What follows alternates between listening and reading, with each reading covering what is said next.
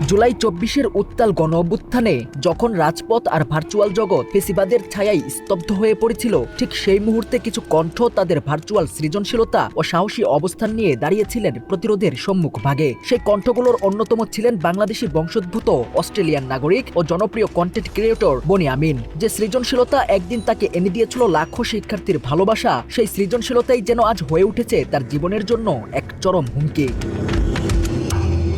সম্প্রতি সামাজিক যোগাযোগ মাধ্যমে ছড়িয়ে পড়া একটি ভিডিওতে দেখা যায় তাকে মৌলবাদী আখ্যা দিয়ে আওয়ামী লীগের একদল সন্ত্রাসী প্রকাশ্যে তার উপর হামলা চালাচ্ছে। হামলার নেপথ্যে থাকা নিষিদ্ধ আওয়ামী লীগের ইতালি শাখার সাধারণ সম্পাদক আলমগীর হোসেনের সম্পৃক্ততার অভিযোগও সামনে এসেছে। ঘটনাটি সামনে আসতেই দেশজুড়ে শুরু হয় তীব্র আলোচনা সমালোচনা।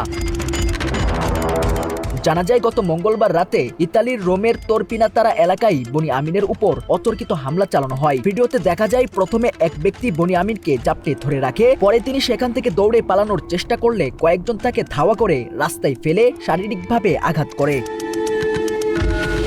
মাত্র ৩০% টাকায় জমির মালিক হয়ে নতুন বাংলাদেশের গড়ে তোলার স্বপ্ন দেখা বাংলা বসতি। তার উপর হামলার এই ঘটনা সামাজিক যোগাযোগ মাধ্যমে ছড়িয়ে পড়ার পর নিষিদ্ধ সংগঠন আওয়ামী লীগের সঙ্গে সম্পৃক্ত বিভিন্ন পেজ থেকে সেই হামলার ভিডিও শেয়ার করে ব্যঙ্গাত্মক ও হাস্যরসাত্মক পোস্ট দিতে দেখা যায়। এসব পোস্টে কখনো তাকে পাকিস্তানপন্থী বলে বিদ্রূপ করা হয়েছে, আবার কখনো হামলার ঘটনাকে কেন্দ্র করে তাকে আপ্যায়ন করা হয়েছে বলেও বিদ্রূপ করতে দেখা যায়।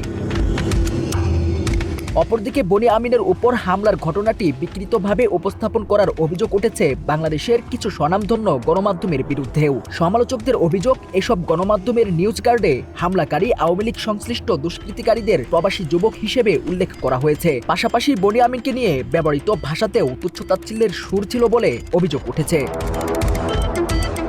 এছাড়া আওয়ামী লীগ ঘনিষ্ঠ হিসেবে পরিচিত গোলাম রনির বিরুদ্ধেও বনি আমিনের উপর হামলার ঘটনাকে তুচ্ছতাচ্ছিল্য করার অভিযোগ উঠেছে। তিনি এই ঘটনাকে অনেকের জন্য অসংহতি বলেও উল্লেখ করেন। এতে প্রশ্ন উঠেছে তিনি কাদের উদ্দেশ্যে এই বক্তব্য দিয়েছেন।